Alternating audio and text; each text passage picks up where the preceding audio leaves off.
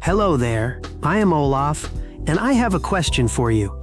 Do you ever wonder how your body gets energy from the food you eat? It's all thanks to a fascinating process called cellular respiration. But what is cellular respiration? I know the answer. Let me answer that. Cellular respiration is the incredible multi-step process that converts food into usable energy for your cells. Think of it as your body's power plant, like this goat as an example. The main product of this process is something called ATP, or adenosine triphosphate. But what is ATP? ATP is like the cell's energy currency. It's a tiny molecule with a special job. ATP, or adenosine triphosphate, is a type of nucleic acid that stores energy in the bonds between its three phosphate groups. When a cell needs energy, it simply breaks one of those bonds, releasing a burst of power, like this goat as an example. After eating, it finally got an energy to run around. Now let us jump onto the 3 steps of cellular respiration. Cellular respiration is the process of converting food into ATP, happens in 3 main steps. Let's break them down in 3 steps. Step 1, glycolysis. First, we have glycolysis. This happens right in the cell's cytoplasm. The goal of glycolysis is to break down the 6-carbon glucose into 2 3-carbon molecules called pyruvic acid, or pyruvates.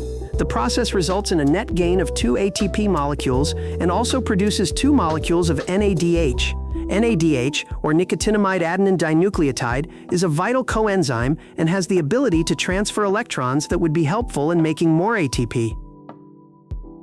Step 2, Krebs cycle.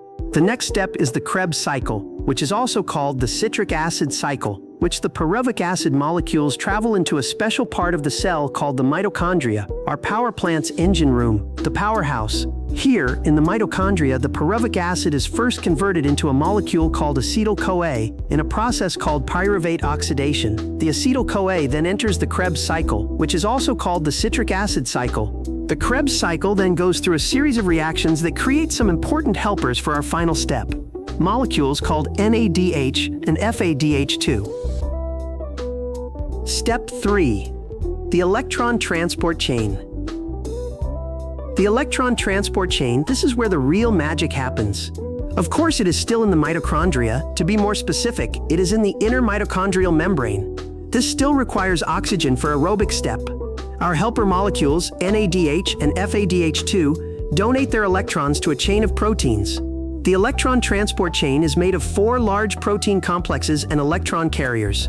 The electrons generate a proton gradient as protons are pumped into the intermembrane space. This creates an electrochemical gradient with chemical potential energy, and balancing it forms ATP through ATP synthase. So, there you have it. The amazing process of cellular respiration is what gives your body the energy to do everything, from running and playing to simply thinking. It all starts with the food you eat and ends with ATP, the cell's energy currency. Remember, it's a 3-step journey: glycolysis, the Krebs cycle, and the electron transport chain, all working together to power your body's every move. It's a true power plant inside you. Thank you for watching. See you next time.